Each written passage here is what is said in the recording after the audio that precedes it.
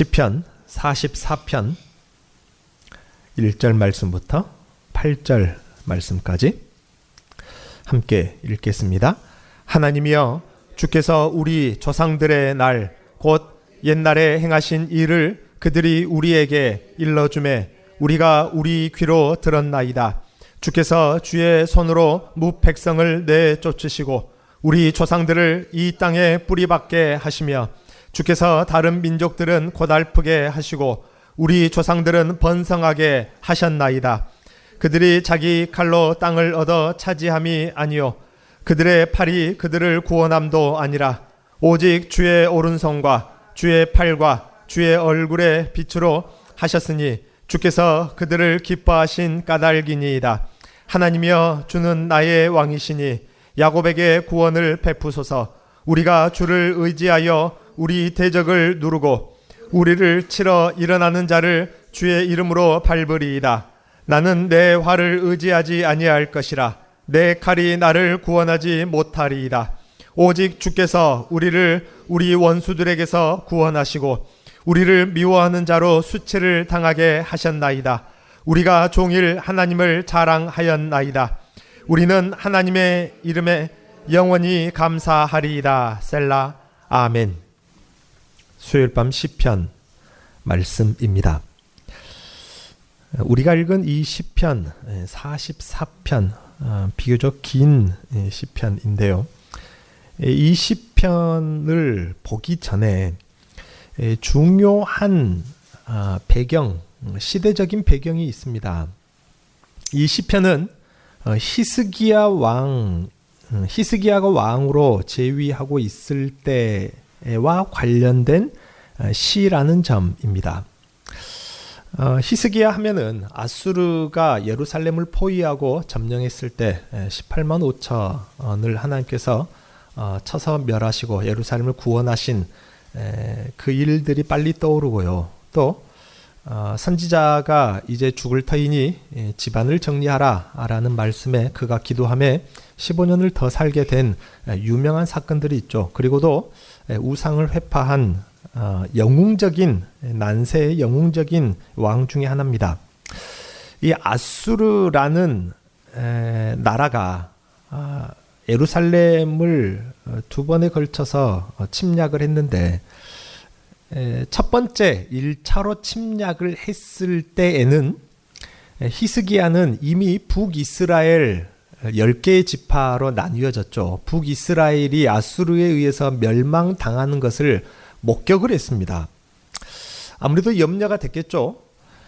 히스기야는 그래서 애굽을 이집트를 의지하여서 동맹으로 아수르를 막아보려 했습니다.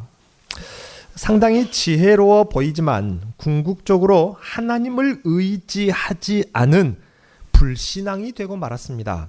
결국 뼈저린 패배를 맛보았는데 이 본문에서 우리가 앞으로 볼 수 있는 언급되는 말씀처럼 온 나라와 심지어 성전의 기물까지도 전리품으로 빼앗겨야만 했습니다. 또 온갖 수치와 조롱을 당하게도 되었죠. 이것은 분명 하나님의 징계였습니다. 그것이 1차 아수르 침략이었습니다. 완전히 뼈아프게 패배를 해버렸는데 하나님의 징계였다 그 말입니다. 그리고 아수르가 두 번째로 침략을 했습니다. 그때가 지금 이 시편 44편인데 아수르가 2차 침략을 하고 그 침략을 맞은 지금은 완전히 달라진 히스기야 왕입니다.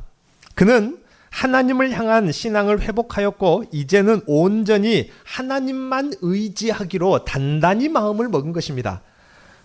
이 시편을 보면은 내가 차라리 죽을지라도 하나님만 의지해야겠다. 거의 그 정도의 마음이 아닌가 싶습니다. 그 백성들은 어쨌는지 모르겠어요. 그렇지만 누누이 말씀드리다시피 구약 시대에는 왕 한 사람이 하는 선택, 왕 한 사람의 신앙, 왕 한 사람의 믿음이 백성들 전체, 그 나라 전체의 믿음과 신앙이 되기 때문에 상당히 중요한 부분입니다. 바로 이때에 단단히 먹은 마음, 오로지 하나님만을 향한 신앙으로 모든 위기를 극복해 보려는 그 절박한 필사각오의 신앙의 심정을 노래한 것이 여기 시편 44편입니다. 그러므로 우리는 믿는 자들의 시련에 있어서 단순히 그것이 우리에게 손해이고 고통이다 라고만 서운해하고만 넘길 것이 아니라 믿는 자들이 반드시 필연적으로 만나게 되는 시련의 그 높은 가치를 이 시편을 통해서 우리가 귀하게 얻을 수가 있습니다. 이 시편은 하나님이여 하고 시작을 하는데요. 늘 그렇다시피 시편 2고는 엘로힘, 전능하신 능력의 하나님을 가장 많이 부르는 시편입니다. 여기 하나님의 전능하심은 그냥 흔히 하는 멘트가 아니라 실화를 바탕으로 한 것입니다. 쉽게 말해서 이제 뒤에 쭉 보면 알겠지만은 자신들의 선배들, 선조들의 조상들의 나라, 곧 아브라함과 이삭과 야곱에게 약속하셨던 가나안 땅을 지켜주셨던 하나님의 그 전능하심입니다. 여기 엘로힘, 전능하신 하나님은, 하나님에서 그 전능하심은 그냥 식상한 멘트가 아니라 지금까지 가나안, 우리 조상들의 선조들의 조상, 선조들의 가나안 땅을 지켜주셨던, 그 약속을 지켜주셨던 그 하나님의 그 전능하심이라 그 말입니다. 여기 하나님의 행하신 일은 적극적으로 개입하시던 그 역사를 가리킵니다. 그 선조의 하나님을 다시 부릅니다. 그렇죠? 다시금 그 나라가 고통 중에 처하였으니 그 능력의 하나님께서 다시 구원을 행하여 주시기를 구하는 것입니다. 그 하나님을 믿기로 한 것입니다. 우리도 마찬가지예요. 그 하나님을 다시 부를 필요가 있습니다. 아브라함의 하나님, 이삭과 야곱의 하나님을 부르십시오. 바울의 하나님, 스데반의 하나님도 부르십시오. 주기철 목사님의 하나님도 부르십시오. 여러분에게 믿음을 물려주었던 여러분 부모의 하나님, 어릴 적 기억하던 그 어머니의 성경 이야기를 다시 기억하시라 그 말입니다. 당연히 알겠죠. 아무리 하나님이 잊어버리고 이 자리에 나온 사람이 누가 있겠습니까? 하나님을 기억하고 아니까 나왔겠죠. 그렇지만 여기 그 하나님을 다시 부른다는 의미는 상당히 다른 의미라 그 말입니다. 이 땅에, 이 한국 땅에 부흥을 일으키신 하나님을 여러분 다시 부를 필요가 있다 그 말입니다. 지금의 이 한국 땅을 보면은 분명히 여기 이 엘로힘 하나님이여, 우리 조상들의 하나님이여 하고 부르던 것처럼 주기철 목사님의 하나님이여 하고 그렇게 다시 부를 필요가 분명히 지금 이 시대에는 있습니다. 1절에 그들이 우리에게 일러주었다라고 했는데 여기 그들이라는 말은 매우 의미가 깊습니다. 원문에는 그냥 그 사람들이 아니라 우리들의 아버지들입니다. 우리들의 아버지가 일러주신 것들입니다. 이스라엘은 유월절과 같은 절기가 되면은 예식적으로 아버지나 할아버지가 자녀에게 이스라엘의 역사 속에 하나님의 행하신 구원의 일들을 이야기로 전했습니다. 유월절 같은 때는 포도즙을 4잔을 마신다고 했어요. 남녀노소 어린아이 임산부 다 4잔을 마셔야 돼요. 물에 희석시켜서 마시든지 한 방울만 혀에 떨지 아무튼 4번을 마셔야 돼요. 그 4번의 숫자가 있는데 자녀나 손주가 하나님의 말씀을 주고 이것은 무슨 의미입니까? 라고 물어보면은 얘야 그것은 이러이러한 하나님을 우리에게 그렇게 자녀 손주에게 그리고 또 한 잔을 마시고 또 물어보면 그렇게 4번을 통해서 이야기를 전하게 이게 예식적으로 정해져 있습니다. 이것은 아버지들에게 주어진 매우 중한 율법의 명령이었습니다. 하나님에 대한 말씀을 입으로 구전으로 전달하고 그렇게 보존해 왔던 것입니다. 지금 우리처럼 뭐 핸드폰 열어서 성경을 보겠습니까? 텔레비전 채널 돌려서 설교를 듣겠습니까? 책이 많이 있어 집집마다 몇 권씩 있어서 성경을 보겠습니까? 그들이 하나님에 대해서 아는 것은 그저 들은 것밖에 없습니다. 누구에게서요? 아버지에게서. 그 아버지의 아버지 거슬러 올라가면은 누굽니까? 광야에서 구름 기둥과 불 기둥과 만나와 메추라기를 경험하였던 그 아버지들이 가나안 땅에 들어가서부터 전하기 시작한 하나님입니다. 우리가 애굽에서 어떻게 종살이 하다가 어떻게 나왔는지 아느냐.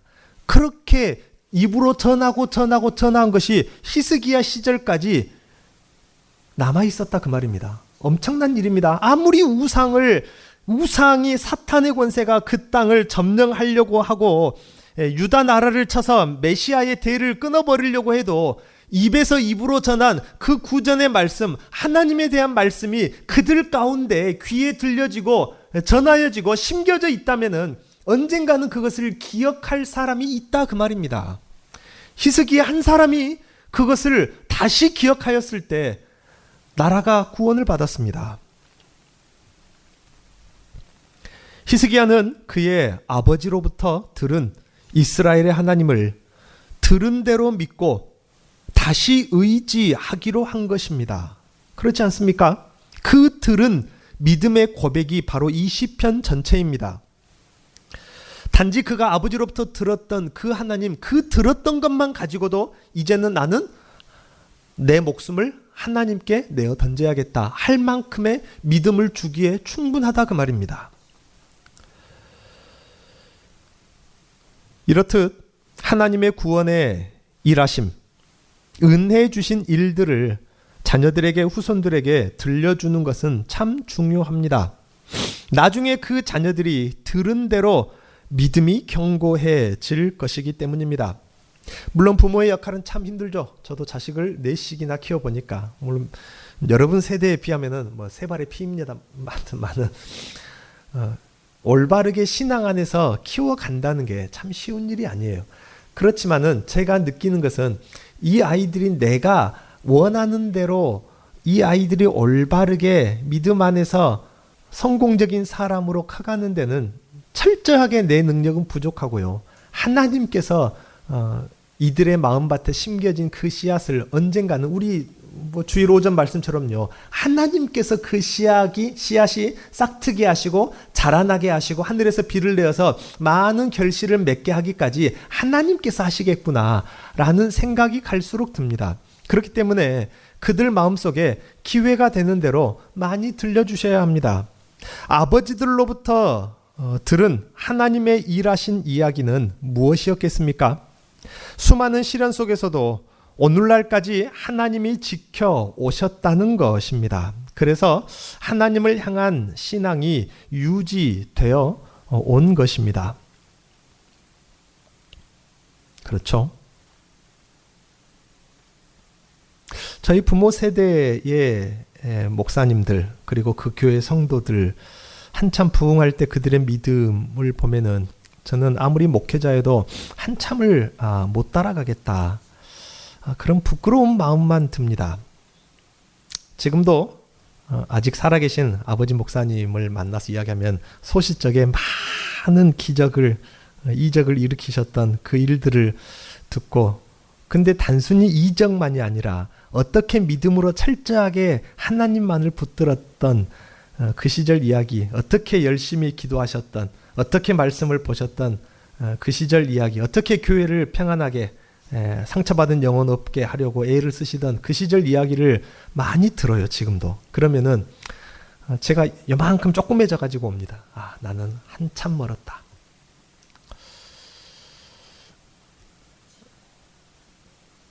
저희 아버지 목사님은 소시적 소명이 개척이었습니다. 그래서 시판 수교회 그렇게 큰 대형 교회가 된 교회는 없겠습니다만 그때는 마을마다 조금씩 있었으니까요.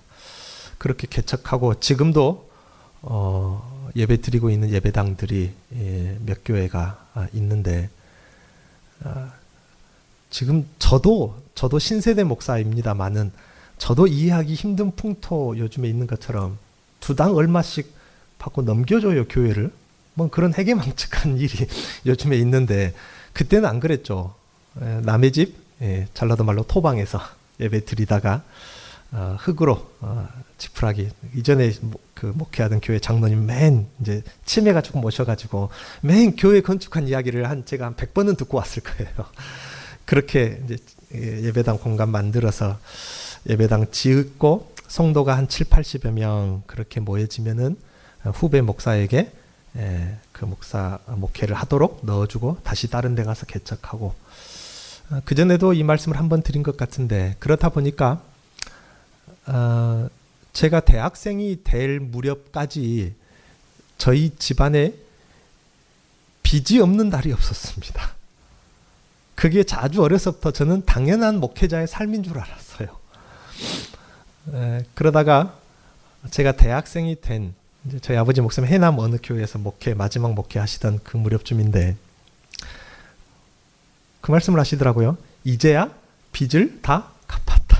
저는 태어나서 그 말 처음 들었습니다.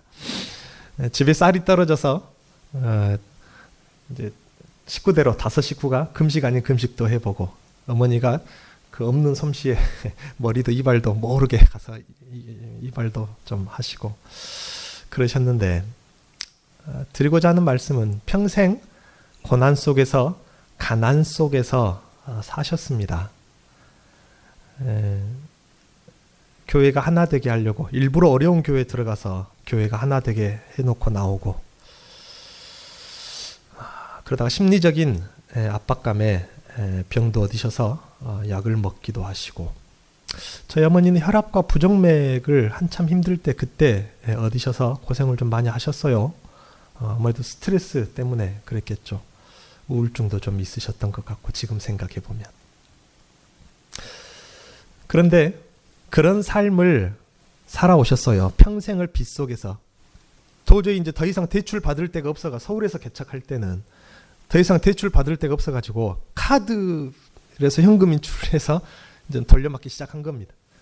그래가지고 이자가 막 몇백만 원 이제 턱에 찰 때도 심지어 있었는데 그렇게 평생을 사시던 저희 어머니가 저희 형님들 두 분이 합동 결혼식을 하셨는데 결혼식 다 마치고 11월 11일 날 요즘 아이들은 빼빼로 데이라고 하는데 이 앞에 4명이서 서서 결혼식을 제가 저 뒤에 앉아서 봤는데 결혼식 할 때 저희 형님 두 분은 목회를 지금도 잘하고 계시고 그 자녀들 중에는 이어서 목회자가 돼야겠다 하는 자녀들도 제 조카들도 있는데 거기 사모님들이 가정이 불신앙 가정들입니다. 공교롭게도. 그리고 혼자 믿고 나온 거예요. 그런데 저희 어머니는 그게 너무 힘드셨나 봐요. 그 결혼하는 과정에서. 그래서 결혼식을 마치고 사택으로 들어오는데 제가 어머니랑 저랑 둘이 단둘이 이제 아장아장 걸어서 사택으로 들어오는데 사택 그 문 앞에서 저에게 하신 말씀이 있었어요. 제가 그때 한참 음악 공부에 막 미쳐 있을 때입니다. 음악으로 유학도 하고 막 완전히 미쳐 있어요. 저는 지휘할 때 쓰는 지휘봉 끌어안고 한겨울에 이불도 안 덮고 잠잘 때도 있을 정도 완전히 미친놈이었어요. 그런 저에게 어머니가 하신 말씀이 너도 이 길을 갔으면 좋겠다.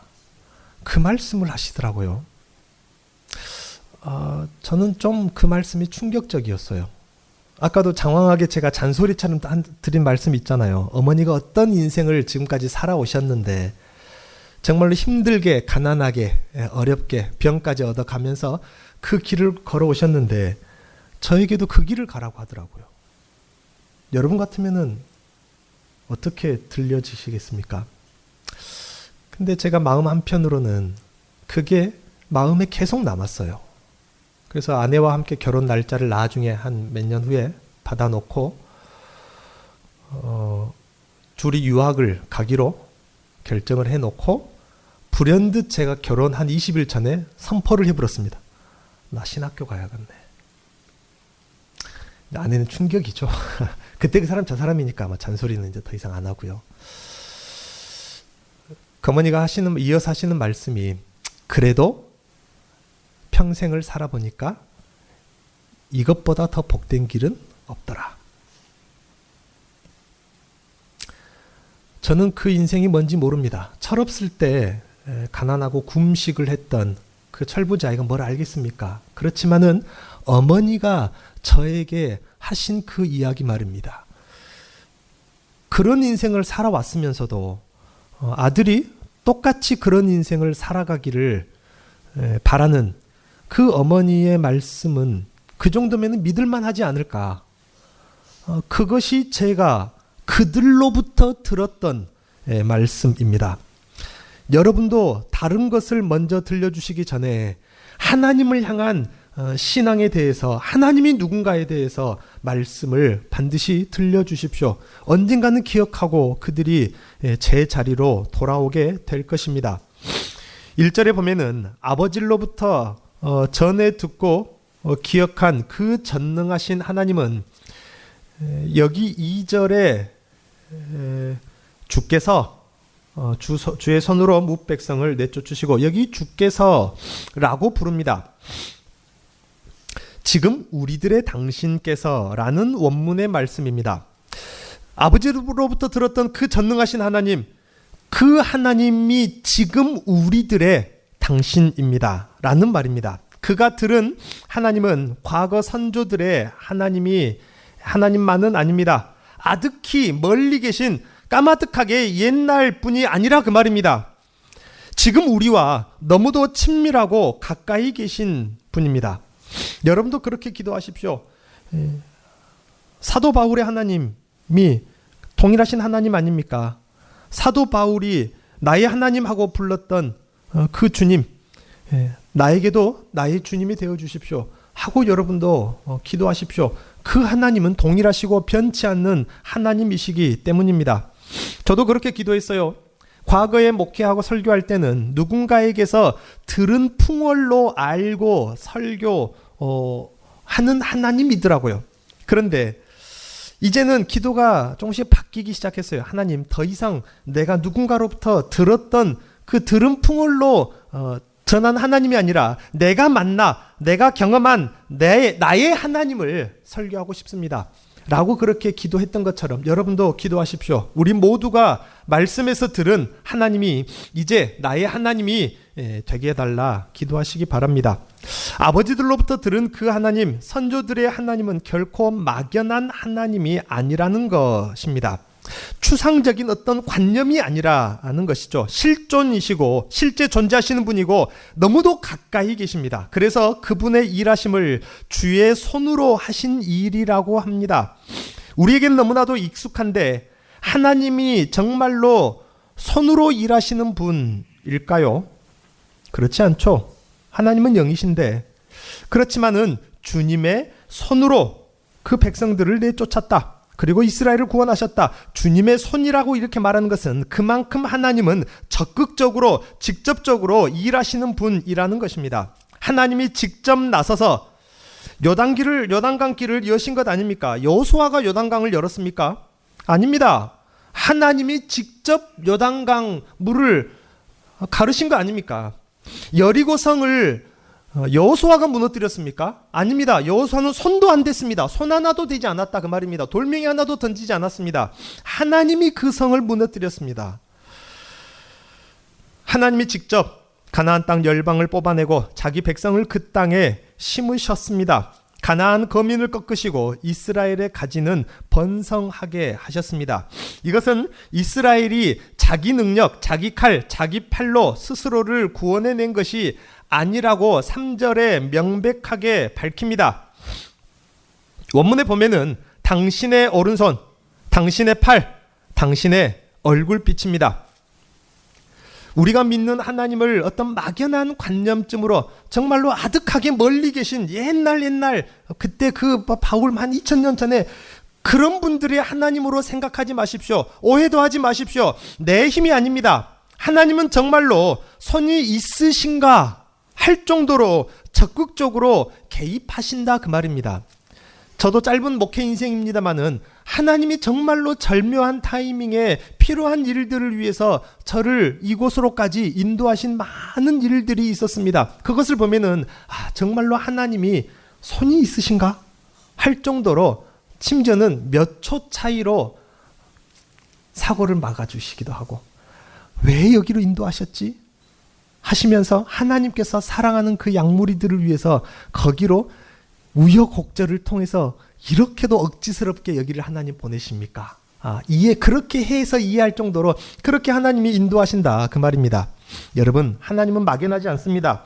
추상적인 분도 아닙니다. 실제 존재하시고 정말로 손이 있는 것처럼 여러분 적극적으로 인생에 개입하심을 믿으십시오.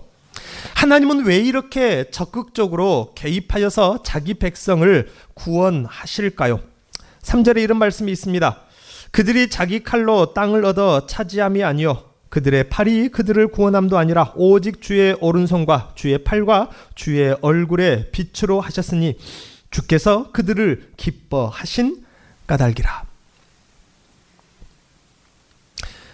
복잡한 조건이나 복잡한 어떤 전제가 논리가 어떤 원인이 있어서가 아닙니다. 하나님이 그 백성을 그냥 사랑해서 그런 것입니다. 하나님이 사랑하시기 때문에 그들에게 일방적으로 베푸신 은혜인 것입니다. 사랑이 아니면 반드시 조건이 있어야 무언가 그에게 필요한 도움을 줍니다. 반드시 그럴 수밖에 없어요. 사랑이 아니면 뭔가 조건이 거래가 돼야 된다 그 말이에요. 오는 게 있어야 가는 게 있다. 저거 심지어 헌집이라도 줘야 새 집을 주든지 할 거 아닙니까? 그러나 이들에게 이렇게 하나님이 손이 있으신가 할 정도로 적극적으로 깊이 직접적으로 개입하여 주셔서 그들을 구원하신 것은 단지 그들을 사랑하셨기 때문인 것입니다. 시인은 이렇게 과거 선조들을 사랑하신 그 하나님이 사랑의 오른팔로 다시 한 번 더 구원해 주시기를 바라는 것입니다. 그렇게 본다면 하나님의 이 변함없으심이라는 것이 얼마나 큰 은혜입니까? 지금 히스기야가 우리는 시편 한 편의 그 문학 작품으로 지금 이걸 보고 있잖아요. 히스기야의 심정을 시를 너무 애절하게 지었다. 너무 감격적이다. 우리는 이렇게 보지 않습니까? 이 시편을. 그렇지만 그때 당시 히스기야의 심정을 보십시오. 아수르가 포위하여서 얼마나 히스기야 왕과 하나님을 조롱했습니까? 백성들이 완전히 간담이 다 녹아버릴 정도로 이제는 풍전등화했습니다. 아무런 방법도 없을 때였죠. 그때 이제 우리는 하나님이 아니면 모두 다 죽는다. 오늘날처럼 신사적으로 그렇게 전쟁을 하지 않습니다. 특히나 아수르는 지극히 잔인한 군대였습니다. 당시 고대 문헌들을 보면은 얼마나 잔인했는가 몰라요. 그때 히스기야가 이 노래를 기록하고 이 기도문을 기록할 때의 그 심정은 우리가 웃으면서 감히 이것을 헤아릴 만큼이 아닐 것입니다. 그럼에도 불구하고 그 히스기야의 하나님, 나중에 뒤에 이제 46편 이제 바로 뒤에 보면은 또 나옵니다만은 그때도 보면 아시겠지만은 하나님께서 아수르 군대를 히스기야가 포위당해서 그 강한 군대 아수르 어떻게 하겠습니까? 기도밖에 없었습니다. 그렇게 기도를 했더니 하나님께서 아수르를 향해서 노하셨다고 했어요. 네가 누구를 건들고 너희들이 지금 누구를 건드는지 아느냐? 히스기야에게 가만히 있어라. 너희들은 보기만 해라. 그렇게 직접 말씀하셨습니다. 하나님. 너희들은 가만히 있어. 보기만 해라. 내가 당장에 가서 저것들 하면서 그 아수르 군대를 향해서 너희들이 지금 누구를 건들고 있는 줄 아느냐 하면서 그날 새벽에 18만 5천 군대를 송장으로 만들어 버렸습니다. 이것은 하나님의 손이 직접 개입하신 것이라. 그 하나님이 옛날 몇천 년 전, 3천 년 전의 하나님이 아니라 지금 여러분의 하나님입니다. 여러분 부모의 하나님이고 우리의 하나님이라. 그 말은 변함이 없으신 하나님이십니다. 그러니 오늘 우리도 하나님이 사랑하신다면 내가 어떻게 하나님께 뭔가 이런 큰 구원과 은혜를 받을 만한 어떤 조건을, 어떤 거래할 만한 좋은 것을 하나님의 삶에 도움이 될 만한 뭔가를 내가 줄 만한 게 있겠습니까? 아무것도 없습니다. 우리가 바라는 것은 하나님이 여전히 나를 사랑하신다면, 어떤 조건도 요구하지 않으시고 그분의 능력의 오른팔이 여전히 우리와 함께 하실 것이니 여러분 이 하나님을 믿으시고 어려울 때마다 히스기야처럼 하나님께 모든 것을 내어걸고 기도해 보시기 바랍니다. 기도하겠습니다.